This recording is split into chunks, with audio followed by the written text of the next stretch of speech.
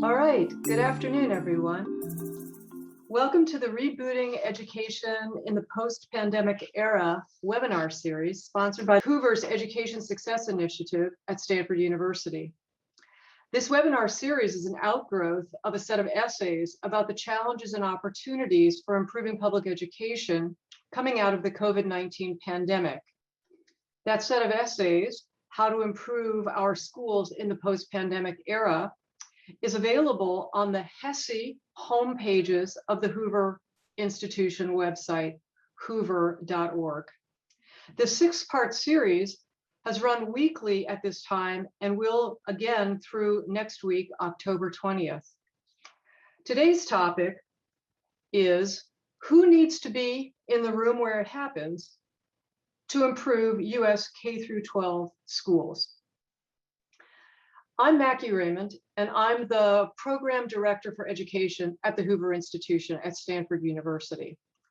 I'm also the Director of the Center for Research on Education Outcomes, known as CREDO, here at Stanford, and we study whether efforts to improve US K-12 public education are working. I'm delighted to be moderating our session today, and I'm joined by three really strong panelists, all of whom serve on the Hoover Education Success Initiative Practitioner Council. They are a vital part of our efforts here at Hoover to expand the use of evidence-based research in building effective US K-12 education policy. Before I introduce them today, I'd like to just say a word about the topic that we're talking about today. We have at no point ever in the history of US public education had more difficult and contentious conditions under which efforts to improve outcomes for students are being attempted. And the panelists here today come with rich experience, knowledge, and skills in understanding how to build strong coalitions for successful public initiatives in K-12 education. This is not something they teach in schools. This is stuff you learn hand over hand, foothold over foothold. And I'm hoping today that we will hear about the personal journeys as well as the successes of building coalitions from the three panelists I'm now going to introduce to you. First off, Margie Vandeven, the Commissioner of Elementary and Secondary Education in the state of Missouri.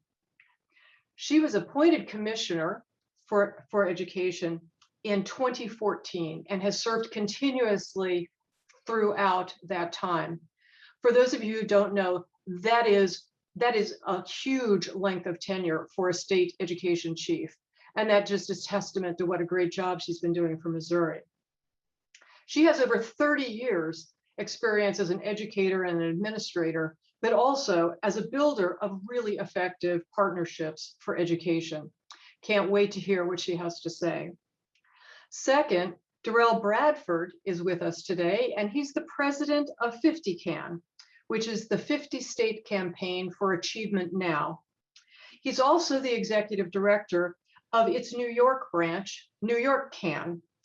And in his role, he trains and recruits local leaders and develops executive directors of these state organizations.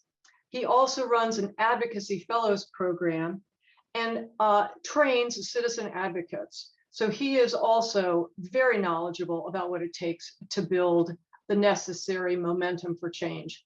Thanks for being here, Darrell. And last, but certainly not least, we have Christina Laster, who serves as the Director of Policy and Legislation for the National Parents Union. Previously, she worked in San Diego Unified School District in their early childhood and special education program. She formerly served as the statewide community organizer for the California Policy Center, and she was a local NAACP education chair. So thank you, Christina, for joining us today. The format of the session goes like this. We're going to spend about 35 minutes talking amongst ourselves about who needs to be in the room. And then we're going to open it up to questions from the audience. If you would like to pose a question, please use the question format in Zoom. We have people standing by who are going to review the questions for clarity and redundancy and try to produce a series of Q&A that is interesting and enlivening and in fact reflects the views of the audience as well. So thank you in advance for participating at that time. So Darrell, I would like to start with you. Could you share with the audience one of your pivotal experiences getting a program or a policy for improving K-12 education adopted? Tell us about the stakeholders that were involved. Did they turn out to be the right people? Were there people that were left out that should have been involved? And what was the experience like for you personally? So thank you, Dr. Raymond, for inviting me. I'm glad that nobody else has anything to say because it'll take like 35 minutes to answer that question. And plus, I feel like the Q&A, like if your question doesn't get asked, it just wasn't a good enough question. Like the moderator is really on it today. But no, it's delightful to be here. I feel like, so two kind of quick stories, I think, about two pieces of legislation that we're moving in New Jersey at the same time. And I sort of had the good fortune of working on both of them. So one was like a tax credit scholarship program for kids for low-income kids in some of the, sort of richest, but like lowest performing school districts at the time, in the country, really. And that was like a thing I'd worked on for a really long time. And it died on like the 2-inch line. And it out of its death was born another piece of legislation called the Urban Hope Act, which introduced this sort of quasi charter school in Camden, right? Of which there are several, and they're very, very, very good schools. The coalition was unusual because it was uniquely bipartisan. So we had like lots of sort of like the constituency was with us. So like moms and dads of color for the most part, living in places like Newark, Camden, Patterson, Jersey City, all these other places.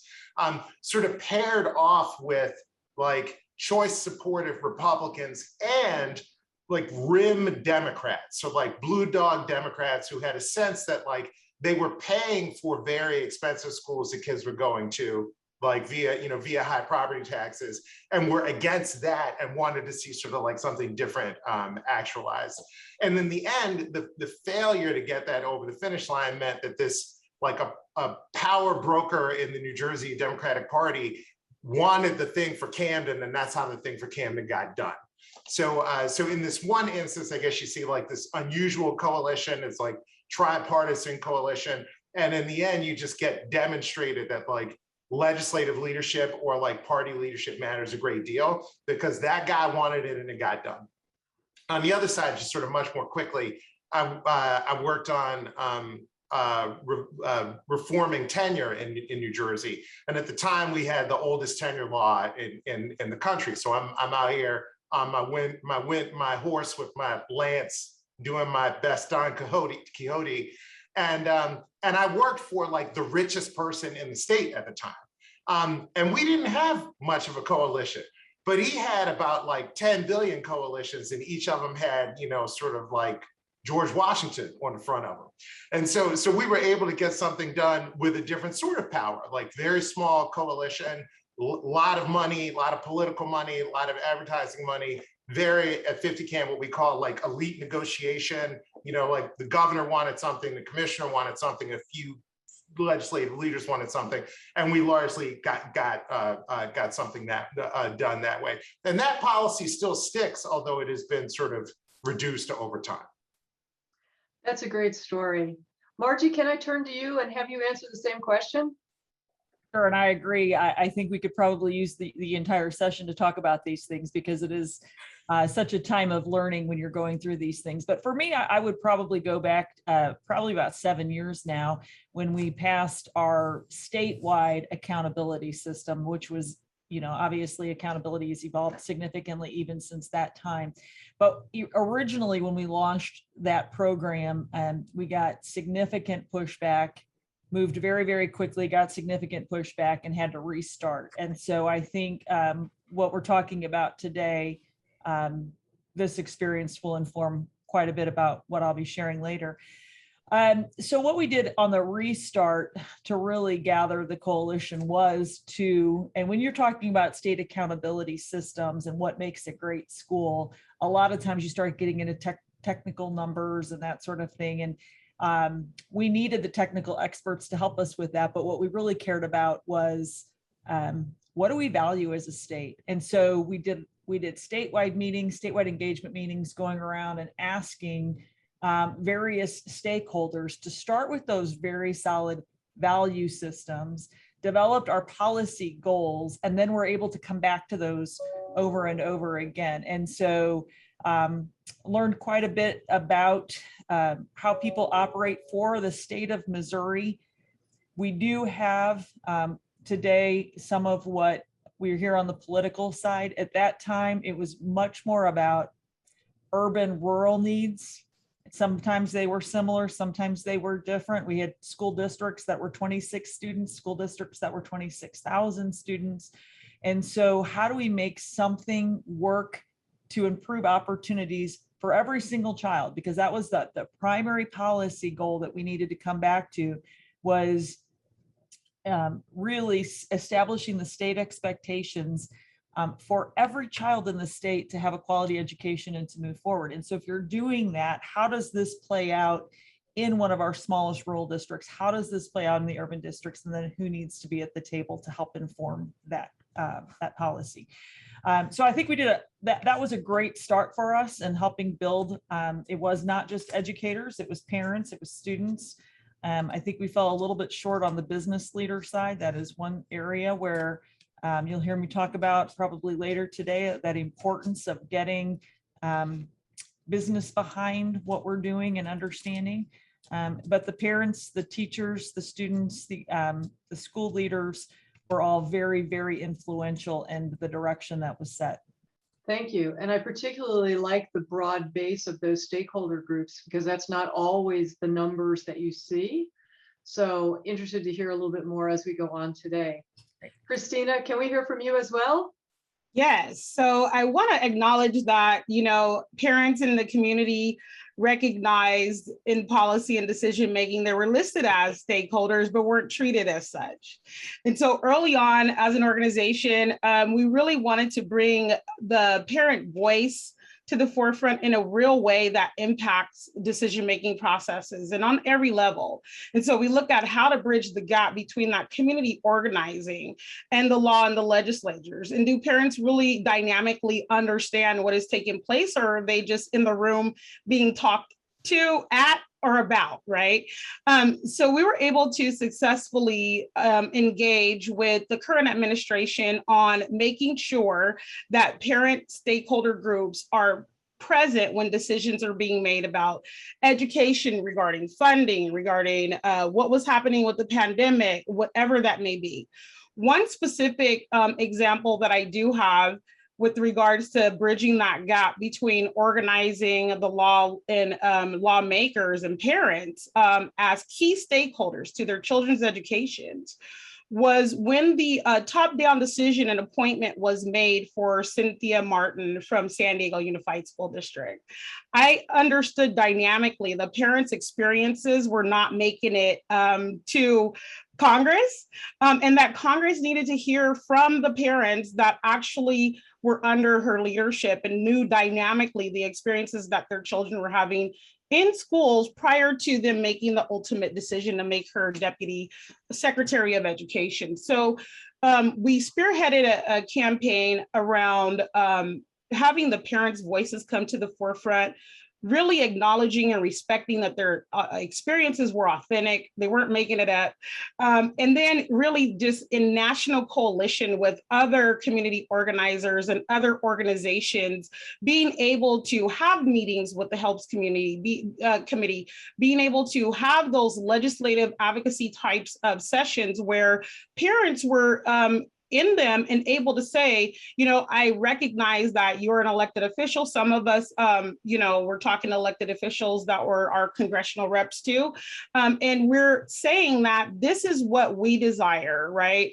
Those top-down decisions can't be made around our children's educations without us in the room. And so we'd like for you guys to really consider what we're saying. I think that although she was appointed, we were able to bring parents from the trenches and the community straight to the White House to say, look, here are the parents. Let's have a real serious discussion before any decisions are made that are going to impact the entire nation.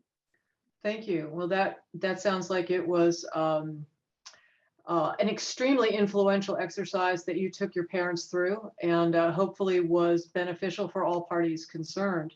My next question is actually for all of you. As you consider the national landscape, what would you say, which stakeholder groups would you say have had the most influence in driving change?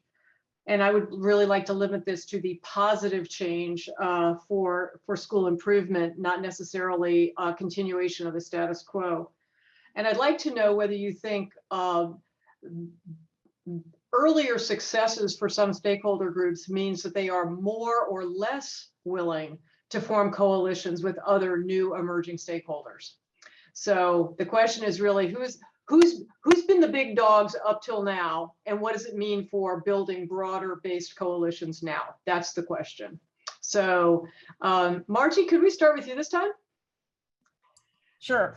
And, I don't think I'll name specific groups in this particular forum, but I will talk about what I see as those groups who came together to drive the most positive change in our state. And I think it is those groups who are specifically representing students. And so when we talk about change that needs to occur, and we are thinking about how every policy decision that we make will impact the success of our children, and we talk about policies that have clearly identified making sure we're paying attention and breaking out the data by various demographics, I think that is where we have become very, very cognizant of what we're doing and impact, and looking at how that impacts these various student groups. And that doesn't happen without those groups coming together and saying, this is what we need for these children. So I think I will say that part, and let me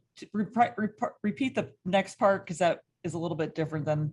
Well, so the question is then, do you see as we are moving forward that there needs to be a broadening of the stakeholder coalition that you just described in order to take on future issues and policies? So yes, I think if they can come together to think outside of just that one group, because that's what we really want to focus in on. If you hear from one voice, people do tend to come back and say, well, they're only advocating for their child or for their program or for their this. What we're really looking at is bigger picture, broader buy-in, and you get that by saying this is good for school improvement, this is good for kids, this is good for the state to move forward because of these impact. And when you start advocating for each other, I think that's really important. The one thing I will say about some of the coalitions who come together is also the messaging that they can work together on. And if they all start talking the same talk, it just makes so much sense to everyone when they're out hearing from different groups about the same step that needs to be moving forward. And that comes through various groups working together on an organized front. Well, I particularly like your idea about aligned communication, because that can be a frequent tripper upper of actually moving forward. Christina, what about you? So one thing I know that during the pandemic, parents really recognized right away was that they were not considered the special interest group that was to be part of the decision-making processes and part of the people that were heard. And even though we have been in coalition with organizations on the ground, really trying to establish our voices in a profound way, there was still that external thing that was taking place that kept on pushing back, right? And so it's very clear now to parents all across the nation, and especially throughout the state, as I saw some school board recall rallies happening, that we need to be listened to. We're not considered special interests, but our children are our special interests, and we have to be the ones to be a part of those decision-making processes. There has been a lot of pushback, and so, you know, especially with regards to the teachers union, and it makes parents try to think of why, right? Why are there these parallel lanes that seem diametrically opposed, right? We would honestly have considered and trusted in the beginning that teachers unions would have our students' interests at hand, but we learned that they do not. And so as parents begin to really understand that they were not a part of the overall decision-making processes and that their voices would be considered, but that the union had a special seat, I noticed that coalition began to be stronger throughout parent groups, throughout organizations, throughout even civil rights organizations saying, look, this is not fair. This is not the way that people should be treated. And we should be considered the key stakeholders with regards to any processes or anything that takes place regarding our children's educations. So Darrell, you have two different seats, and so I don't know how you want to answer this question. Do you want to answer this question as the head of a state-specific action group, or do you want to take a larger, more broad-based view across all of the 50 states when you answer? I know you're trying to throw me a bone, given the rolling car crash that New York City has been. I'm doing what I can for you, but I don't know. I was going to try to keep it positive too. So I do want to say that on the positive side, I do think, and not just to big up a fellow practitioner, a member of the Practitioner Council, that the National Parents Union sort of rolling polling of parent sentiment has been incredibly important. Like, we haven't seen something that was so sort of consistent and targeted over such a long period of time, and I think that was extremely helpful to sort of framing the debate around like what was going on and who was getting what and who wasn't getting what. And on the opposite side of that, I'll throw this barb, and then I have like an actual point to make. You know, look, I wish I could write an email and get the CDC to change COVID guidance, or show up on Sunday morning talk and say 90% of people are vaccinated and not have to demonstrate anything about it, and have people be like, oh yeah, I guess 90% of people are vaccinated. Like, one of the things that was clear was that like there's a constituency of people who have power bestowed upon them by leading our education institutions. And then there are people who have varying degrees of power who have to use those institutions, and they're treated differently in the media. So I would throw that out there. The one, at least they are in New York City. I will give the great state of Missouri a pass. But the one other thing I would say, what has been missing, and I think is sort of essential in the media landscape about COVID in particular, is that as much as we're fighting over even getting people to acknowledge the fact that the effects of like now 20 months or more of disrupted learning are real, like you got to fight with people or whether or not you can call it learning loss or not, like that's a thing. There are very few people who are sort of asserting a positive vision for what we could be doing, given the cracks or of the, you know, that we see in our institutions, or the disruptions of the last one, because it's been hugely bad in many places, but it hasn't all been bad. And there are like many green shoots and families who found something that they did not have before, or who came back to something that they had before and love it more. And there isn't a lot of talk about trying to get there, I think, because, you know, if you're the press, like, nobody writes a story about a house that's not on fire, you know, so everybody is looking for two people who are tilting at one another, because that is a thing that draws readership. Well, thank you. Let me just take a moment and encourage the audience as you are listening to this fascinating set of conversation. Please, if you have questions, add them to the Q&A. We'll be getting to you in another 10 minutes or so.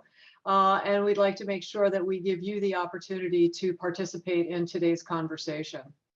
So getting back to our chat right now, one of the things that the work that the Practitioner Council and HESI did together in this set of essays that we created for the anthology about what to do coming out of COVID, one of the things that really became clear to me is that it's possible for very diverse points of view to come together and be respectful and civil in their exchange. That's step one in a process of building a joint solution that will satisfy people. And so the question that I want to ask here coming out of COVID is, what do you see as the necessary conditions for, let's just stipulate that we're going to start with civil and respectful conversation, which I know is a big step in a lot of places right now, but let's start there. What other things have to happen in order for us to come to a coalition that agrees not only that kids are important and ought to be the focus and the proving point of policy decisions, but also what specific solutions ought to be pursued?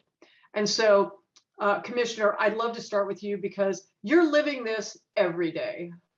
We are living this every day. And what I will say is, and I don't mean to be negative on this one because we are staying, but your first step that you've put it, that first condition is huge.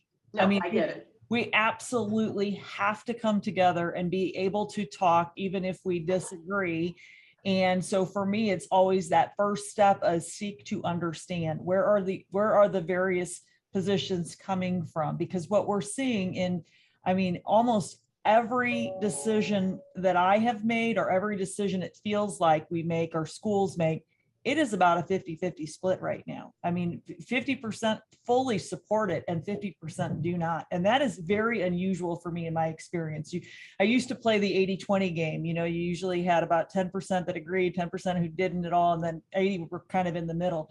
It is a much different place right now coming out of COVID. And so the first thing is to get your first condition right. And that takes trust. It takes understanding, and it takes really seeking to understand that people really do. I think they all want the same thing, and they believe deeply about educating our children and taking care of our children. They just have very different viewpoints on how to keep them safe and how to do that. So trying to acknowledge that is the first step. Then what you do from there is going back a little bit to what was discussed earlier, is acknowledgement of where the issues are. We have seen kids in very different places. And so trying to get a real sense of understanding. We just released our test results a couple of weeks ago. That was, you know, people found that fascinating in some regards. Others asked why we would do such a thing. But to us, getting some of those data points and understanding, for example, who had access to the digital resources that were necessary. That was, the digital divide is tremendous in our state right now. We're working to correct that. So what matters in an education today? That looks a little bit different than it might have pre-COVID. We've really got a sense of what does it mean to move forward into this world that we're entering today. So getting a sense of what it is that our kids do need to know and be able to do to be successful in this environment, not losing sight of the fact that they gained a tremendous amount of 21st century skills that they would have never gained in another environment, understanding that some kids thrived in this environment and some kids haven't even had a school experience or any kind of structure for almost 2 years. We're in very different places. So acknowledging that, setting a goal and understanding of what it is that we want to see for our children, and really understanding that in order to get there, we have to get to the first step that you were talking about, which is working together and seeking to understand one another. Let me offer Christina or Darrell an opportunity to jump in. So, you know, a lot of talk happens about inputs, but I know that what parents want is a high quality education for their children as an outcome, right? And so when we look at pre-pandemic and right now, like just the fear of regression, looking at that data, those conversations really should be outcomes focused and outcomes based. And then having that bold an audacious discussion to the legislatures to say, listen, parents need to have access to high quality educational options, right? Parents do not want their children trapped in a failing school and then having to worry about what's going to happen with their upward mobility, what's going to happen with those lifelong outcomes. And so there really does need to be a outcomes-based discussion. How do we replicate working models, which is a bold discussion, right? And really around the data and what has happened over more than just the pandemic time, right? Before the pandemic. And how do we really start to look at shifting a system that has been inflexible, pretty rigid, and pivot to a model that's going to work? Because we know that there are multiple layers of issues, but what parents are seeking is a high quality education for their children that produces outcomes and not just having discussions around the fiscal impact, right? We recognize that our children are not going to be able to solve fiscal insolvency. So how do we allow them the freedom to be able to go to the school that is really going to support their modality of learning, really going to produce the outcomes that we know that they need, and not leave children in a state of innumeracy or illiteracy? So Dr. Raymond, this is a very good question. I feel like the commissioner touched on it earlier. You know, 50 Can is a place of bipartisanship. We are like half in red states, half in blue states. And I was telling somebody the other day, it is a joy for me to go to the Aspen Institute and the American Enterprise Institute and not burst into flames. And so I highlight that to say that I don't think you can solve or begin to solve any of the problems that we're dealing with right now if you can't take the temperature down enough to talk about what you might agree on, right? So I'm just saying, as a tactic, turn the heat down. Everybody watching this thing has the personal choice to decide to turn the heat down and see what happens. So I just want to reflect that as a necessary I want to offer that as a necessary precondition to change. The other thing I would just say is that, and this is going to sound funny, you know, diversity is our strength. And I think over the last year and a half, a whole bunch of people who were not normally engaged in the education question have come off of the bench and decided to be a part of trying to answer it, right? And they are people in schools, but they're also people out of schools. They're community groups, they're retired teachers, they're tutors, they're churches, it's business, it's industry, it's apprenticeship. There are all these other people who have made the landscape of education diverse and everywhere in a way that it sort of was not before. And we can't lose that. Like we should not lose that. And I won't try to like drop it into a narrow policy, you know, framework, but the idea that learning happens everywhere, which is something that people have been telling us forever, should be sort of fundamental to how we move forward. And I think if we do that, right, you get the same sort of start with turning the temperature down that you get from the political side of it, right? Which is like, we need diverse people to talk about who we want to be as a nation. We need diverse actors to talk about how we educate our kids so that they can live out that promise, like safely and without blowing us up. We can do both of those things together. I like that a lot. I'm going to deviate from my role as a moderator just to say that one of the things that I think the pandemic has brought forward is not just the broadening of where students are in their schooling and a much wider array of places of readiness in our students. And so that has some serious implications for how you organize the delivery of curriculum and instruction. And good luck, Margie, doing that. But also, you've got this incredible new parade of other interests coming to the table.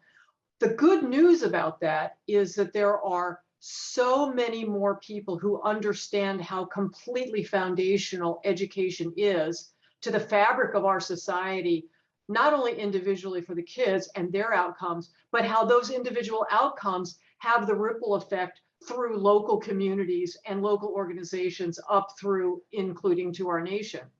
And recognizing that every single one of those new stakeholders has their own set of interests in making sure that the education system delivers there has been really exciting.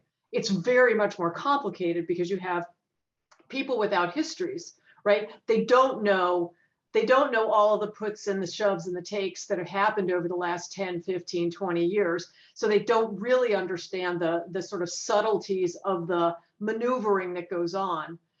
But there's real good power there that I think can be leveraged to really bring a different kind of energy to the conversation. But definitely agree with you all that we have to be able to do this in a way that is outcomes, student welfare, civilly focused, and move together as a group. All right, we are thinking about some questions. If you guys are ready for that. Are you ready for questions? All right, here we go. Historically, the education system has consistently failed families from low-income backgrounds. What are the best examples we are seeing now of genuine engagement with families that have been left behind in earlier times? Christina, I'm going to start with you because I think you have some recent experience with this. Yes, and so, those engagements that are most successful are when we have that recognition around the failure that has taken place, right? And according to the data, and where we allow parents to be able to look across school models and look at the data and compare it and find a school that is more suitable for their child, right?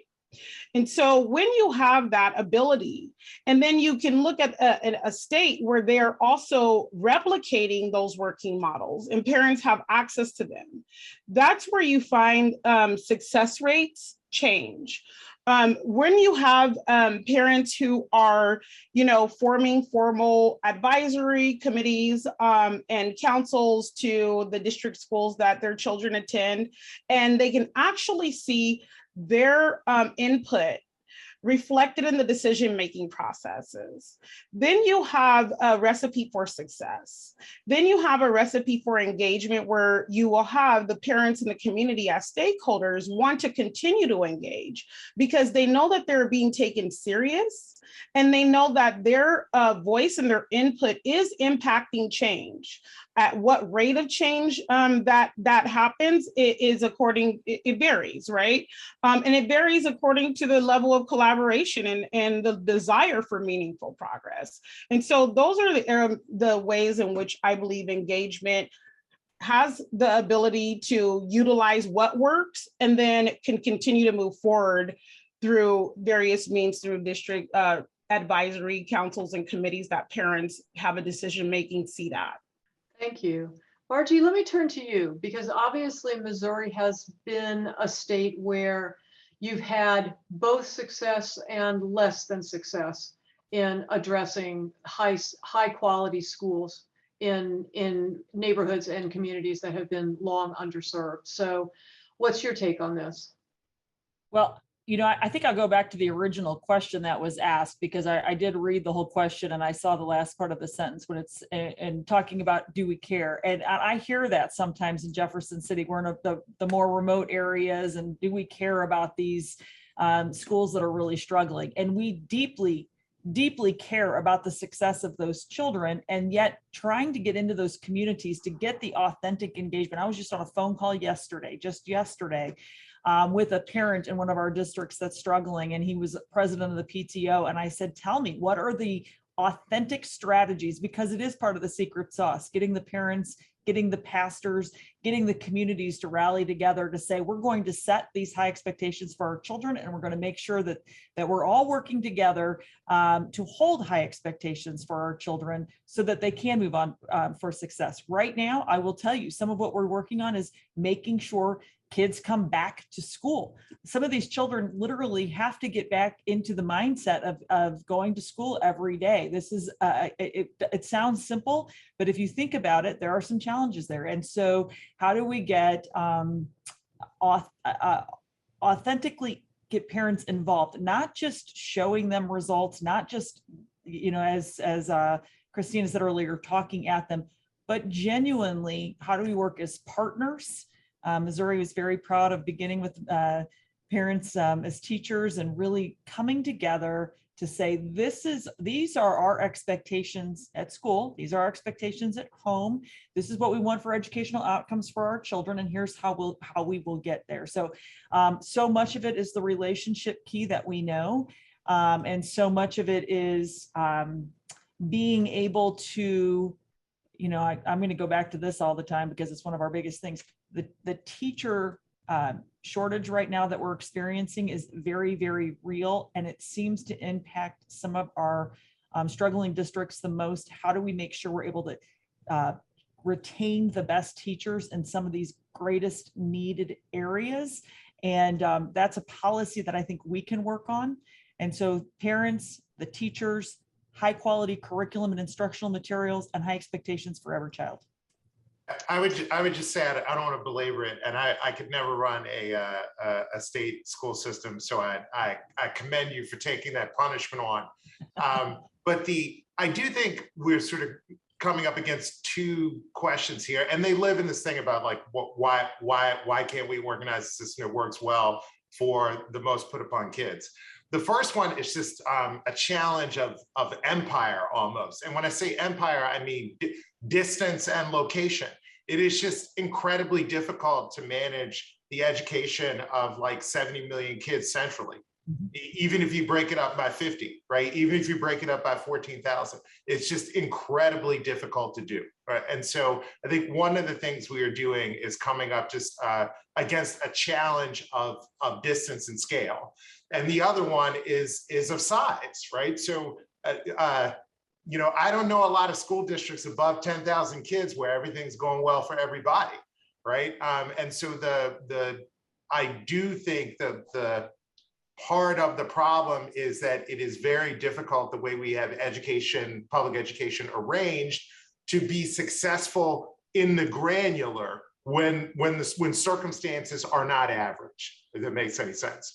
And so like the one school that is far flung, right? Or that is close, but where all the kids are high needs is not the school that a system that manages to the average is well positioned to do something about. And I think that's why we have to, we bring other things off the table. You have charter schools in the toolbox, you have independent schools, you have tutors, you have all these other kinds of governance that are meant to help you solve that problem that is particularly hard for a state agency just to solve.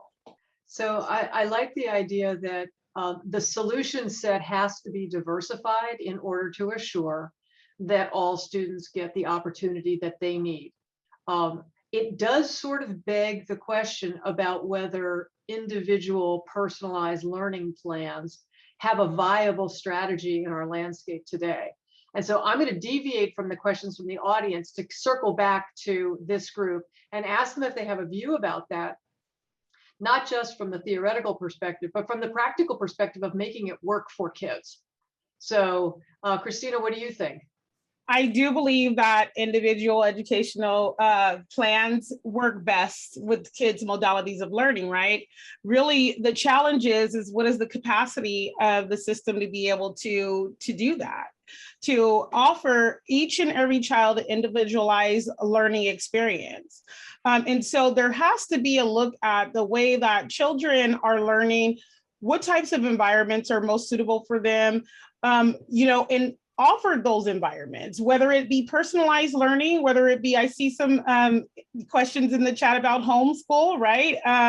Or whether that be, another type of hybrid model, right? But having all of those things should be able to produce some better outcomes than just having one thing, right? Just having that uniform, basic, type of education that looks at all children in the same way, and perhaps some special programs within that may be accessible to some, but not all, right? And so we need to really look at the way that we offer various learning environments for various styles of learning, and having that plan is going to be able to determine how to best educate that child. What is it that they need, right? Then if you have a progress reporting system around that, you can see where the children are and what is it that they need to pursue further progress.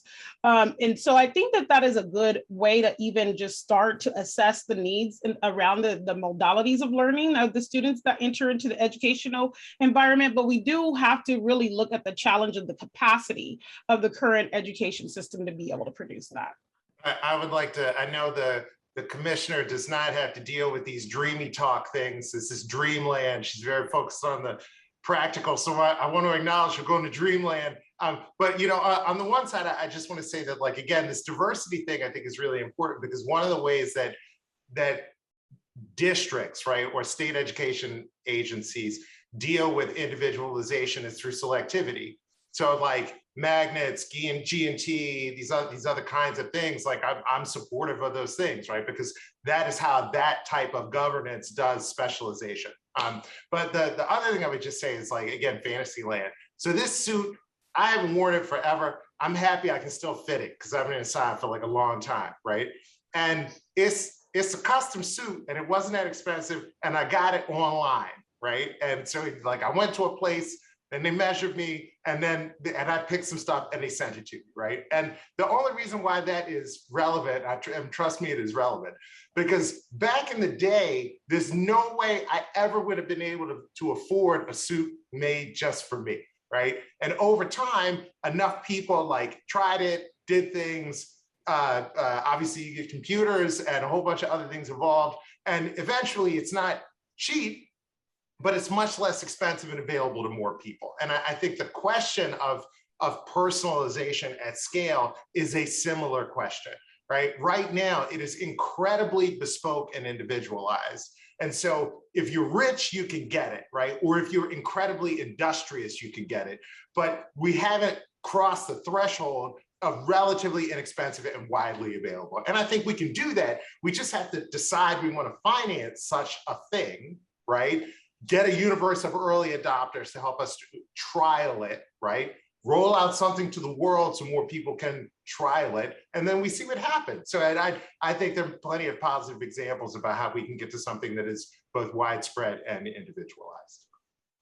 Yeah, that's great. And I will say you hit on it. It is a dream, but I think it's possible. It's just the operational, you both talked about that. Operationalizing these things is a challenge. Once the pandemic hit, we immediately launched a task force on competency-based learning, because we knew kids would come back in very different places, and talked about what that could look like. And we're still very engaged in those conversations, but it will probably have to start with pilot schools to do that.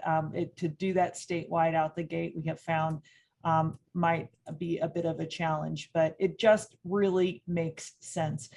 We talk about why kids love gaming so much, because they know where they need to be to get to the next level, and they're happy to go there. And if you outline the plan for them and you help them be the directors of their own learning and see what they need to do to get there, it just makes sense. So we're focusing on that. We're focusing on a lot of the apprenticeships and hands-on, giving kids really project-based learning, all those things that you talk about, but pulling them into one house. We kind of joked that we celebrated our bicentennial this year, and so people were reflecting on the one-room schoolhouse, and I said, yeah, maybe we could do the one-room schoolhouse and then bring it back to the one-room schoolhouse, because it's real possible that our kids, our teachers are equipped now to learn to find where students are and help them get to the next level. But some of it's structural, so that is possible. Structural is possible. It just takes a while to do it. Well, what I like about what I'm hearing in all of these answers is that it starts from the commitment that we have to.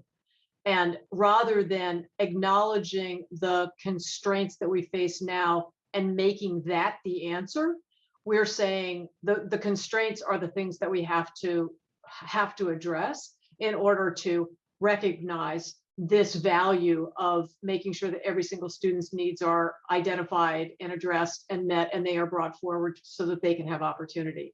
That is a very different shift. I have to say, over the last 4 years, this has been a huge shift.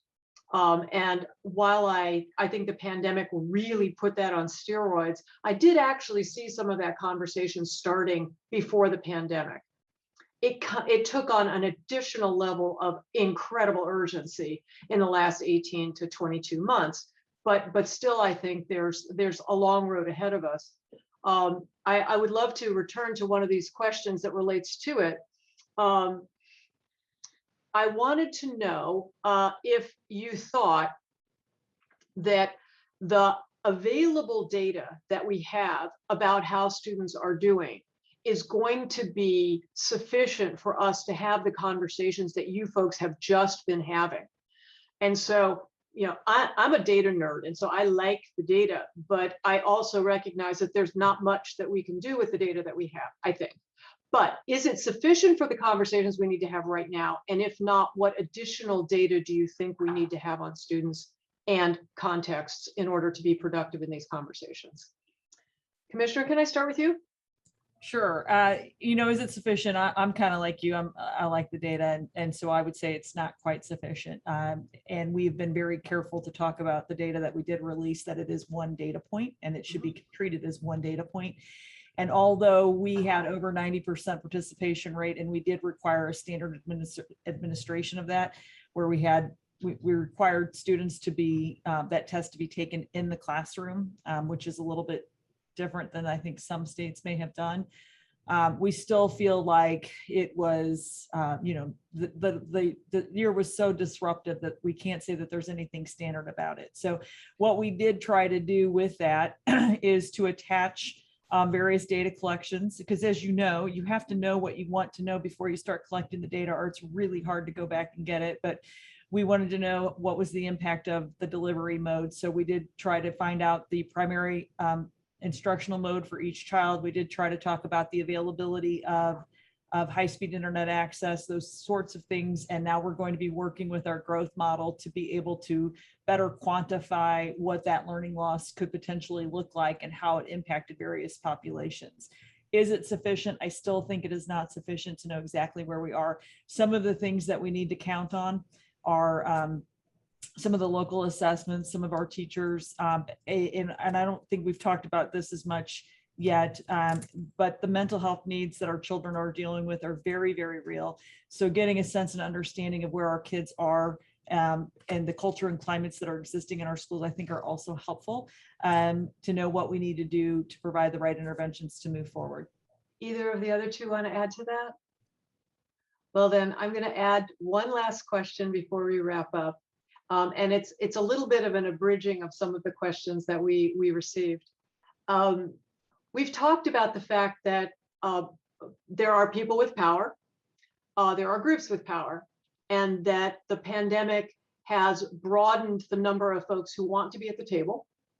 That doesn't necessarily mean that they are welcomed to the table. And in the final analysis, decision makers basically get to weigh the input that they receive from stakeholder groups on their own. Is there such a thing as accountability for decision makers? Have we thought about whether during this time where we're all wanting to see different responsiveness of decision makers, is there a way that we could think about reflecting the degree to which decision makers actually are incorporating input from other stakeholder groups, or whether they're just reverting to old models? Yeah, I think Mitch McConnell said we have term limits in the Senate. They're called elections, right? So I just want to throw that out there to say that I think the most important thing for people to realize, and this is said with respect to someone who is a sitting state commissioner, is that are you appointed? Are you appointed or elected?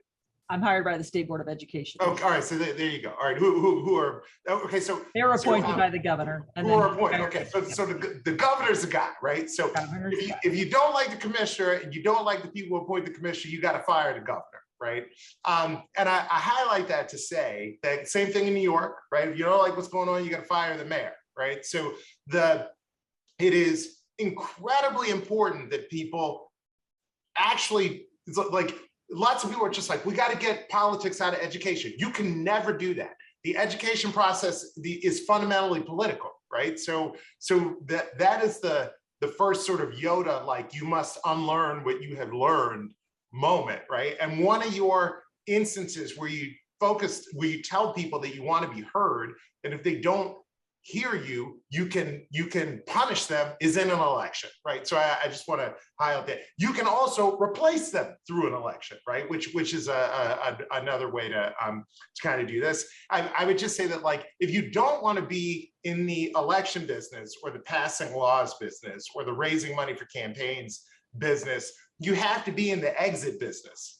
And the thing, you know, I always thought this is why I'm I support, you know, this is why I'm a school choice supporter, right? Because in the end, it shouldn't be up to an individual to have to accrue all this political power to assert themselves, right? And sometimes the easiest way to assert yourself is to be like, I'm taking my jacks, I'm taking my ball, I'm going someplace else. So I would urge people to think about those levers. Like a lot of them are given to the political process.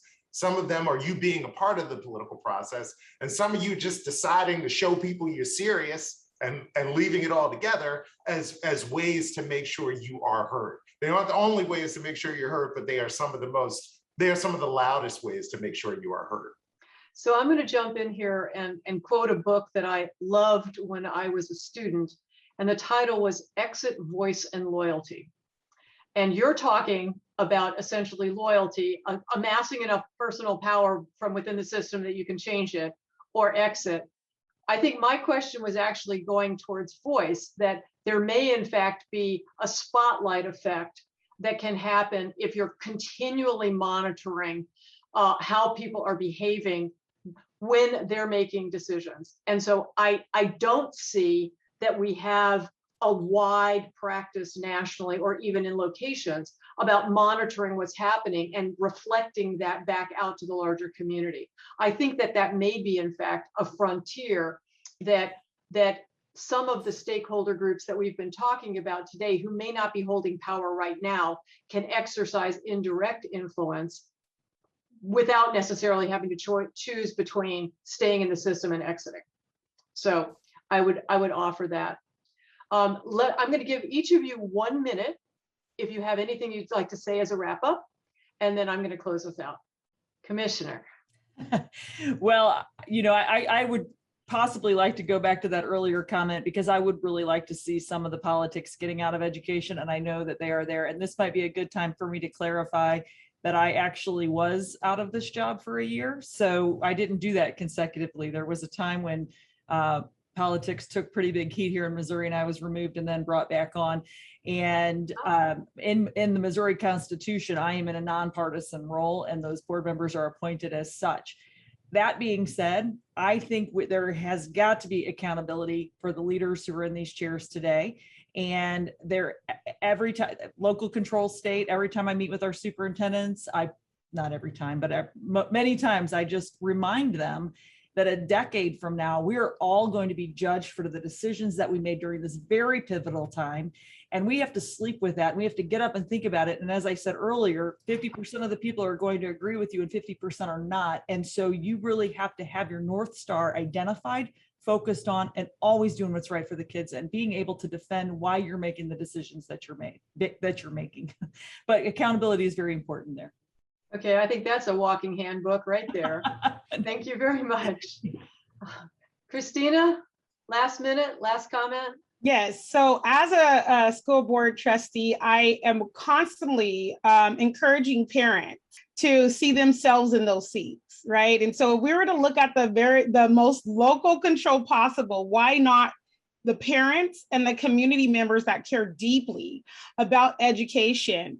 Practice showing up for board meetings and holding accountability, but also look at those elections and find out if collectively you guys can also, if there's someone that's there that's not a good actor, sit in that seat yourself. So I definitely encourage that. Along with that, then you can move up the chain of command line to that legislative advocacy on the state level, and then perhaps nationally. And I do encourage that. We really need to be civically literate to be able to do this and share this information with our communities and other parents so that we dynamically understand what is involved with our children's education and how to improve that. Thank you. Darrell, last words? Yeah, I would just say, again, thank you very much for having me here today. It's delightful to be with such fascinating and thoughtful people, especially because I'm here alone the rest of the time. The one thing I would just say, and like, I know I seem flip when I talk about these things, but I actually take them very seriously. You cannot underestimate, to Commissioner Vandeven's point, how serious this moment is. It's really bad. Okay, it's bad in ways that the bad that we talked about before looks great compared to the bad that we have now. If you missed a 4th grade reading window in the last like 18 months, it's really bad, right? If you dropped out of high school because mom got sick and you got a job and you didn't matriculate back, it's really bad. And so if somebody doesn't look like they're up to that challenge, you need to talk to them, right? Like we all need to be on the same page about for good reasons and bad reasons, the institutional failure of the last 2 years and what that means for every kid today that's in school that's supposed to lead us at some point in the future. It is really bad. It is really serious. And I would urge you all to take it that way. Thank you. I'm not sure that that's the best note on which to end. No, I had to. Out of time. I had to. Before we close, though, I do want to offer thanks to our panelists today. I thought this conversation was fantastic. So Margie, Christina, and Darrell, thank you so much. Thank you. Thanks also to the audience who were offering their questions. I'm sorry we didn't get to all of them, but thank you for joining our webinar today. We're going to post a recording in the next few days. So if you didn't get enough of this and you want to repeat, you're welcome to come and see that. It's also going to be a podcast, but also feel free to share that with your own networks and encourage you to have similar conversations with the folks in your world. You'll find all of those recordings on the Hoover Education Success Initiative homepages on the hoover.org website. I hope you'll join us next week at 4 p.m. Eastern and 1 p.m. Pacific next Wednesday, October 20th, for the topic, Has School Accountability Outlived Its Shelf Life? Until then, thank you and good afternoon.